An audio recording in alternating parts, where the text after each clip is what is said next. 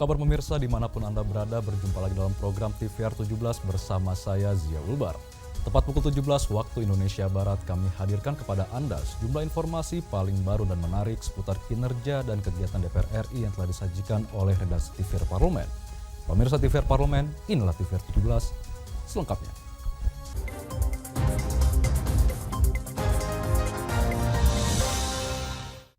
Jelang mudik Lebaran tahun ini, kenaikan harga tiket pesawat banyak menimbulkan keresahan bagi calon penumpang. Menanggapi hal ini, Komisi 5 DPR RI meminta seluruh maskapai untuk mematuhi tarif batas atas yang telah ditetapkan oleh pemerintah. Jelang mudik Lebaran tahun ini, kenaikan harga tiket pesawat banyak dikeluhkan calon penumpang. Pasalnya kenaikan dicatat mencapai 300% dari harga normal. Menanggapi hal ini, Komisi 5 DPR RI meminta para maskapai mematuhi tarif batas atas yang telah ditetapkan pemerintah. Anggota Komisi 5 DPR RI Hamka Bachokadi menyebut kenaikan tarif pesawat terus berulang setiap tahunnya, terutama saat periode mudik Lebaran. Untuk itu, ia menegaskan maskapai tidak boleh melanggar tarif batas atas yang telah ditetapkan melalui keputusan Menteri Perhubungan nomor 106 tahun 2019. Selain itu, Hamka juga meminta maskapai untuk memperhatikan keamanan, kenyamanan, serta keselamatan penumpang. Bahwa ada kenaikan harga tiket. Harga tiket itu memang selalu kita hadapi memang tiap tahun, bahwa setiap event-event apapun, apalagi Lebaran yang cukup besar pemudiknya, itu pasti ada kenaikan. Hanya dengan catatan, selalu lagi-lagi saya katakan bahwa apa yang ditetapkan oleh pemerintah, batas bawah dan batas atas, itu harus dipatuhi oleh seluruh maskapai yang ada. Nah, dari sisi kenyamanan dan keamanan juga harus dilakukan rem cek, memeriksa semuanya secara prosedural.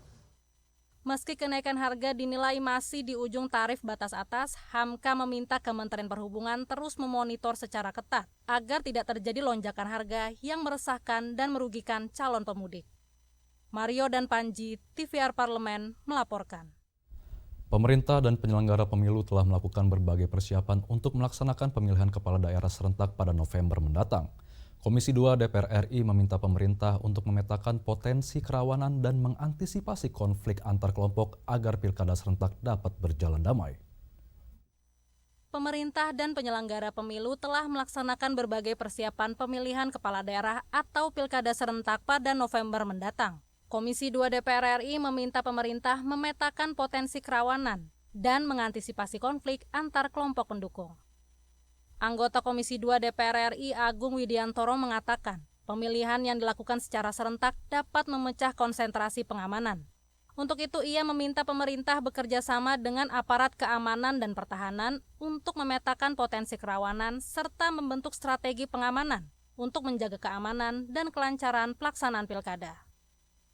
Memastikan peta-peta kerawanan selama penyelenggaraan pilkada membutuhkan pemikiran serius bagaimana agar persatuan dan kesatuan tetap terjaga sehingga pilkada serentak bisa berjalan dengan aman dan lancar, menghasilkan pemimpin yang berkualitas. Lebih lanjut, anggota Komisi 2 DPR RI Komarudin Watubun menyebut pilkada memiliki tingkat konflik yang serius yang berpotensi mengganggu stabilitas nasional. Menurutnya, KPU dan Bawaslu harus segera melakukan konsolidasi dengan para penyelenggara hingga ke level KPPS dan PTPS agar pilkada dapat berlangsung damai. KPU Bawaslu segera konsolidasi penyelenggara di level bawah. Segera dikonsolidasikan untuk pilkada nanti jangan amburadul seperti begini, karena tadi saya sampaikan sekali lagi itu sangat berisiko terhadap stabilitas nasional. Samuel dan Arif, TVR Parlemen, melaporkan. Di sidang Parlemen Dunia IPU ke-148 di Jenewa, Swiss, DPR RI melakukan aksi walkout saat Parlemen Israel mengajukan draft resolusi kemanusiaan sebagai pembelaan atas serangan kepada Palestina.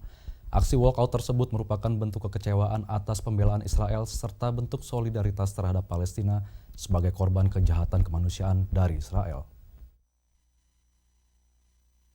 Di sidang Parlemen Dunia IPU ke-148 di Jenewa, Swiss, DPR RI melakukan aksi walkout saat Parlemen Israel mengajukan draft resolusi kemanusiaan sebagai pembelaan atas serangan bertubi-tubi kepada Palestina. Ketua Badan Kerjasama Antar Parlemen DPR RI Fadlizon mengatakan, aksi walkout ini merupakan bentuk kekecewaan atas pembelaan Israel serta bentuk solidaritas terhadap Palestina sebagai korban kejahatan kemanusiaan Israel. Langkah walkout ini turut diikuti sejumlah negara Islam yang simpati terhadap kondisi Palestina. Fadlizon mengatakan, aksi keluar dari ruang sidang merupakan bentuk ketegasan Indonesia sebagai negara anti penjajahan. Jadi ini adalah salah satu juga menunjukkan sikap kita bahwa kita ini anti penjajahan dan ini juga sesuai dengan konstitusi kita bahwa penjajahan di atas dunia, di muka bumi ini harus dihapuskan. Apa yang dilakukan oleh Israel terhadap Palestina jelas adalah kolonialisme dan bukan dimulai tanggal 7 Oktober 2023, tapi sudah sejak 75 tahun yang lalu. Inilah yang saya kira diperjuangkan oleh Indonesia.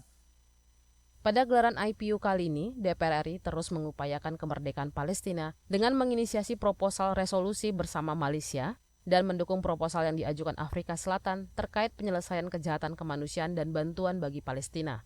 Sebanyak 65% negara peserta sepakat untuk menjadikan isu ini sebagai isu darurat, namun untuk menindaklanjuti menjadi resolusi membutuhkan dukungan sedikitnya 70% suara. Dari Jenewa, Swiss, Dodi Muharam, TVR Parlemen, melaporkan. Badan Meteorologi, Klimatologi, dan Geofisika memprediksi cuaca ekstrim masih akan terus melanda Indonesia hingga periode mudik lebaran di bulan April 2024. Bahkan saat ini banjir sedalam 2 meter tengah merendam Jalan Nasional Pantura, jalur Semarang-Surabaya, yang diakibatkan oleh jebolnya tanggul pasca hujan deras. Informasi selengkapnya sesaat lagi, untuk itu tetaplah di TVR 17.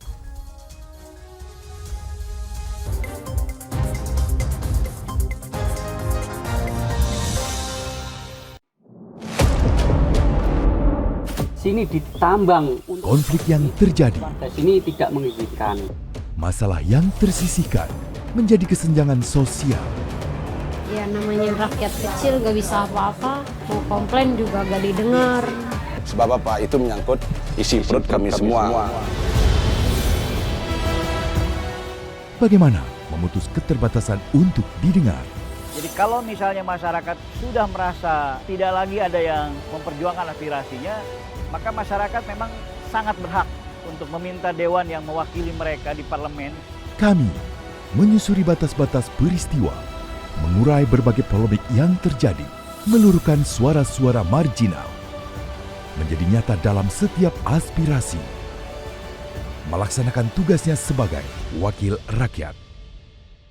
Saksikan Aksi Dewan setiap hari Senin dan Rabu pukul 10.30 waktu Indonesia Barat, hanya di TVR Parlemen.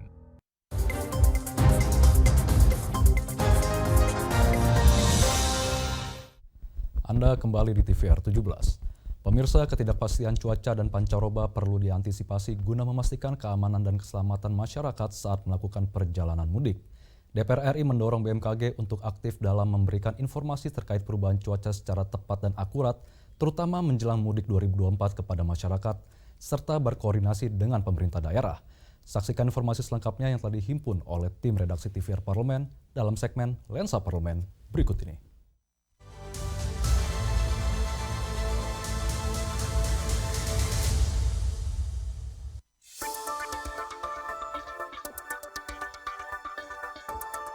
Badan Meteorologi, Klimatologi, dan Geofisika atau BMKG memprediksi cuaca ekstrim masih akan terus melanda Indonesia hingga periode mudik lebaran di bulan April 2024. Bahkan saat ini banjir sedalam 2 meter tengah merendam Jalan Nasional Pantura jalur Semarang-Surabaya yang diakibatkan oleh jebolnya tanggul pasca hujan deras. Ketidakpastian cuaca dan pancaroba perlu diantisipasi guna memastikan keamanan dan keselamatan masyarakat saat melakukan perjalanan mudik. Meningkatnya curah hujan ekstrim dapat mengakibatkan bencana seperti banjir dan tanah longsor yang perlu ditindaklanjuti BMKG dan Basarnas. DPR RI mendorong BMKG untuk aktif dalam memberikan informasi terkait perubahan cuaca secara tepat dan akurat, terutama menjelang mudik 2024 kepada masyarakat, serta berkoordinasi dengan pemerintah daerah. Hal ini perlu dilakukan agar masyarakat bisa menyesuaikan waktu perjalanan mudik sehingga bisa meminimalisir resiko bencana alam dan mempercepat evakuasi kecelakaan. BMKG sudah mengeluarkan atau mendeklir bahwa Indonesia dalam kondisi cuaca yang netral. Ya saya pribadi mempertanyakan kenetralannya sejauh mana, karena kalau kita lihat 2023 saja baru kita lewat 2024 sudah banyak beberapa kejadian-kejadian, misalkan di Sumedang kemarin, Bandung dan di tempat-tempat lain. Nah ini kan menandakan bahwasannya kita tidak netral. Nah, ini yang harus diperjelas gitu. Kira-kira persentasenya berapa persen sih kalau seandainya BMKG sudah memperkirakan, bukan hanya memperkirakan ini kondisi cuaca ke depan ini seperti apa. Karena pada saat kondisi ini bisa bisa disimpulkan atau diperkirakan dan menjadi insya Allah akan menjadi panduan bagi masyarakat dalam hal dia berlebaran atau mudik gitu, kapan bagusnya mudik, ini dalam hal meminimalisir risiko-risiko. Nah kalau seandainya memang belum jelas ya, atau masih perlu memang analisa lagi cuaca ke depan, ya dia dilakukan penelitian lagi sehingga akan insya Allah mudah-mudahan hasilnya akan lebih baik sehingga masyarakat akan mendapatkan panduan. Masyarakat Indonesia diharapkan terus memantau aplikasi Info BMKG ketika mudik untuk mengetahui cuaca di sekitar jalur mudik yang dapat diprediksi 3 jam sebelumnya, sehingga perjalanan mudik masyarakat akan menjadi aman dan nyaman.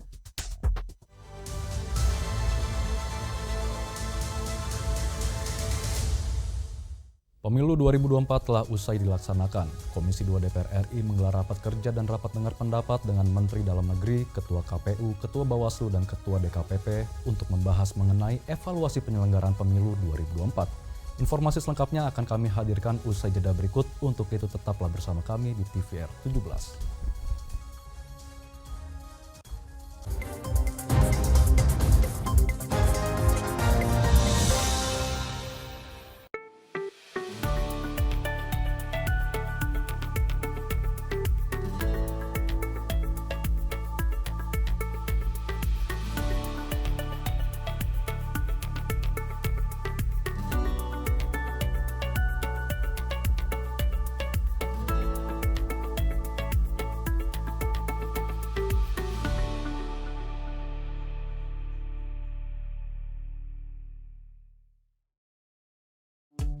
DPR RI memiliki fungsi diplomasi dalam menjalankan politik luar negeri sesuai dengan pasal 116 Undang-Undang MD 3. Kontribusi aktif BKSAP DPR RI memainkan peranan penting dalam memenangkan persaingan global melalui IPU, IPA, IPPF, IPA, dan PUIK. BKSAP memiliki komitmen yang tinggi dalam krisis kemanusiaan dunia. Fungsi diplomasi dijalankan untuk mendukung upaya pemerintah dalam melaksanakan politik luar negeri.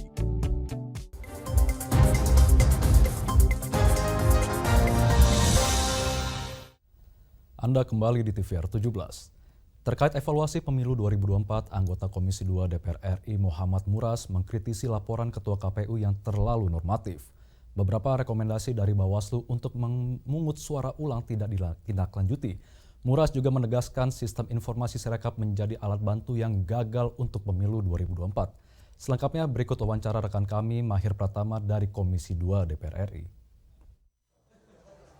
Pemirsa TVR Parlemen dimanapun Anda berada, saat ini saya telah berada di ruang rapat Komisi 2 DPR RI, di mana Komisi 2 DPR RI hari ini melaksanakan rapat kerja dan juga rapat dengar pendapat dengan Menteri Dalam Negeri, Ketua KPU, Ketua Bawaslu, dan juga Ketua DKPP untuk membahas terkait dengan evaluasi penyelenggaraan pemilu tahun 2024. Dan beberapa highlight pemirsa dari rapat tersebut adalah terkait dengan 77 rekomendasi PSU yang disampaikan oleh Bawaslu itu tidak ditindaklanjuti oleh KPU.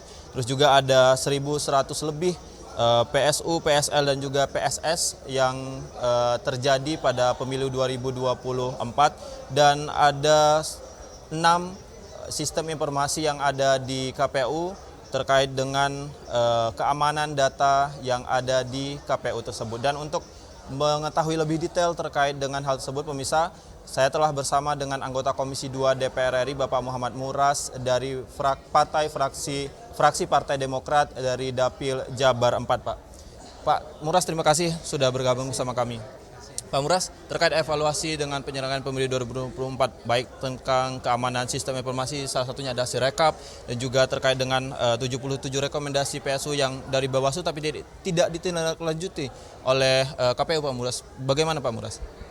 Ya, yang pertama KPU kan menyampaikan secara normatif ya namanya di dunia katanya lah gitulah intinya, plus minus selalu ada. Jadi dia menyampaikan yang kurang-kurangnya itu kurang dari 2%, jadi dianggap mungkin tidak terlalu berpengaruh, itu menurut versi KPU. Tapi menurut versi Bawaslu itu tetap dipertanyakan. Nanti mungkin para anggota Dewan juga akan mempertanyakan, hanya sekarang kan masih penjelasan dari Bawaslu, mungkin nanti dari DKPP. Kita juga pasti nanti akan mempertanyakan kenapa itu tidak ditindaklanjuti, lalu bagaimana sikap dari DKPP, itu harus tetap akan dipertanyakan gitu, mungkin itu. Ya Pak, terkait dengan salah satu juga tadi terkait dengan keamanan data yang salah satunya ada Sirekap Pak, yang saat ini bisa dibilang polemik mungkin Pak ya di pemilu 2024. Bapak melihat seperti apa Pak? Apa yang harus dilakukan oleh KPU agar hal ini tidak terjadi di Pilkada 2024 nanti Pak? Kalau menurut saya Sirekap itu gagal.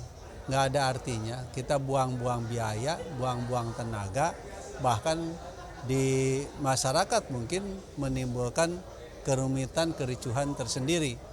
Jadi ini kan dari awal juga dari Komisi 2 sudah mempertanyakan sejauh mana IT ini, karena 2019 juga tidak berjalan bagus, ya ternyata 2024 Sirekap yang digambarkan akan bagus juga tidak memberikan harapan yang lebih baik. Ini barangkali pelajaran kembali untuk kita semua di tahun-tahun yang akan datang, harus betul-betul lebih teliti karena IT ini memang belum menyentuh terhadap seluruh wilayah di Indonesia ya.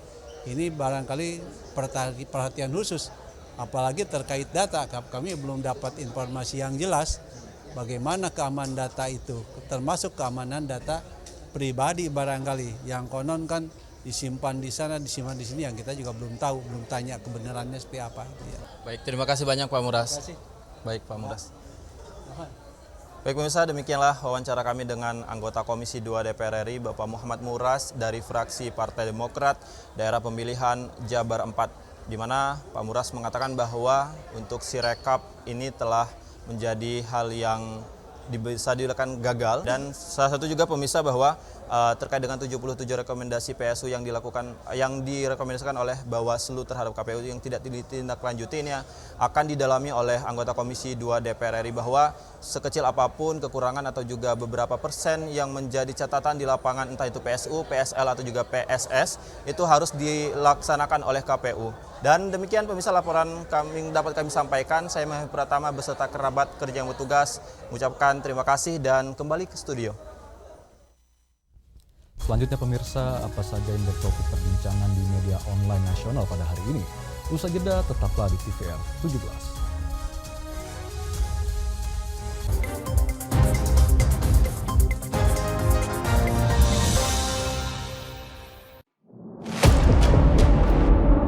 Sini ditambang. Konflik yang terjadi. Sini tidak mengizinkan. Masalah yang tersisihkan menjadi kesenjangan sosial. Ya namanya rakyat kecil gak bisa apa-apa, mau komplain juga gak didengar. Sebab apa? Itu menyangkut isi perut kami semua.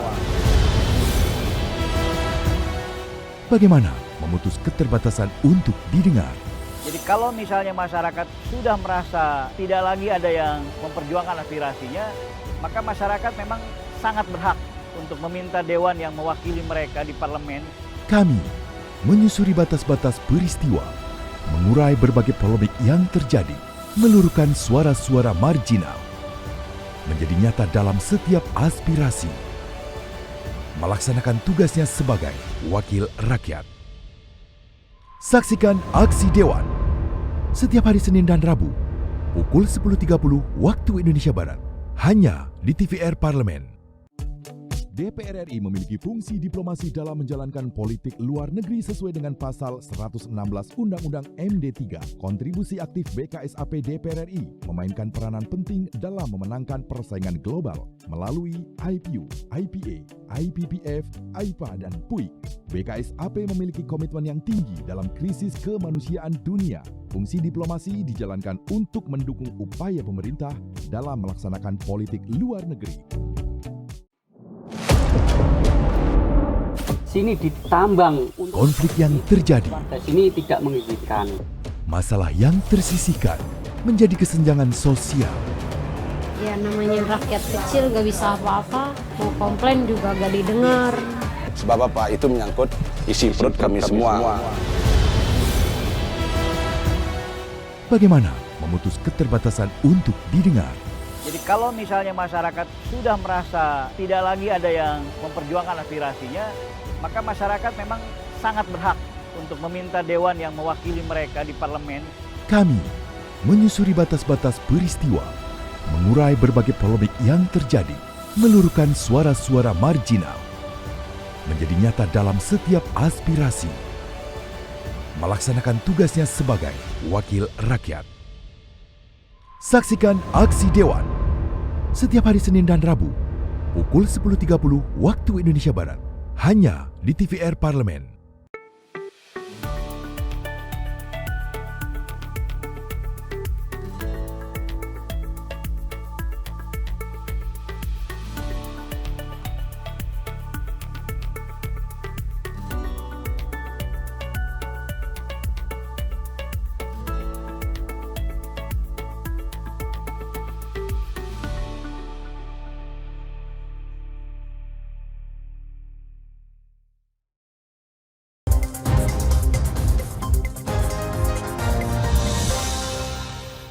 Anda kembali di TVR 17.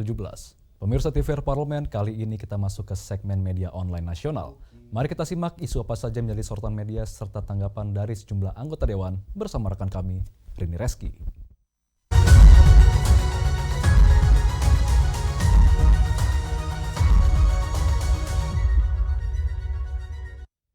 Terima kasih Zia dan selamat sore pemirsa. Kita masuk ke segmen media online. Pemirsa, di sini kita lihat berita pertama tentunya yang menjadi headline di media online pada hari ini, yaitu mengenai DPR RI yang mendukung wujudkan visi RSUI bertaraf internasional 2030. Kita lihat ke layar kaca. Ya, di sini pemirsa, anggota Badan Usaha Rumah Tangga DPR RI yaitu Yohanes Franciscus Lema mendukung Rumah Sakit Universitas Indonesia menjadi rumah sakit pendidikan berkelas dunia pada tahun 2030. Tentunya di sini pemirsa, sebagai rumah sakit pendidikan, penelitian dan juga pelayanan, hal ini dipandang sebagai upaya sangat baik karena masyarakat pada umumnya tidak perlu lagi berobat jauh-jauh ke luar negeri. Selain itu juga pemirsa, karakter ideologi dari rumah sakit juga dinilai sangat penting. Berorientasi pada pendidikan, penelitian dan juga pelayanan, sehingga tidak hanya berorientasi pada profit saja. Rumah sakit ini juga diharapkan betul-betul menjadi rumah sakit percontohan yang mampu menjawab tantangan kesehatan ke depan. Bukan hanya kompetensi teknis, skill dan juga pengetahuan yang dibutuhkan, namun juga berbagai fasilitas pendukung sarprasnya. Dan kita move ke berita selanjutnya pemirsa yang juga menjadi headline di media online pada hari ini. Mengenai Komisi 9 DPR RI yang mendorong Menaker siapkan regulasi THR bagi pengemudi ojek online. Kita lihat kembali di sini. Dan di sini Komisi 9 DPR RI mendorong Kementerian Ketenagakerjaan Republik Indonesia di bawah Komando Menaker Ida Fauziah untuk menyiapkan regulasi terkait perlindungan dan juga jaminan sosial bagi pekerja berbasis kemitraan, termasuk pemberian tunjangan hari raya bagi pengemudi ojek online. Hal ini disampaikan dalam rapat kerja Komisi 9 dengan Menaker dengan agenda penjelasan pelaksanaan THR Idul Fitri 1445 Hijriah bagi pekerja dan juga evaluasi perlindungan jaminan sosial bagi pekerja, terutama pekerja bukan penerima upah 2023. Dan di sini nih pemirsa, strategi dan juga sinergitas dengan BPJS Ketenagakerjaan serta pihak lain di tahun 2024 pada Selasa 26 Maret 2024. Selain itu, Komisi 9 DPR RI juga mendorong Menaker untuk memastikan seluruh pekerja atau buruh mendapatkan THR keagamaan tahun 2024. Dan terkait hal ini nih pemirsa, Ketua Komisi 9 DPR RI yaitu Feli mengatakan di sini bahwa Komisi 9 DPR RI dorong Kemenaker untuk melakukan kajian dan juga sinergi terhadap implementasi Inpres nomor 2 tahun 2021 tentang optimalisasi pelaksanaan program jaminan sosial ketenagakerjaan terutama bagi pekerja rentan. Baik, itu tadi headline di media online pada hari ini yang saya sampaikan terkait dengan DPR RI yang mendukung wujudkan visi RSUI bertaraf internasional pada tahun 2030, serta Komisi 9 DPR RI yang mendorong Menaker untuk mempersiapkan regulasi THR bagi pengemudi ojek online. Sekian dari saya Rini Reski, kembali ke rekan Zia. Terima kasih, selamat sore.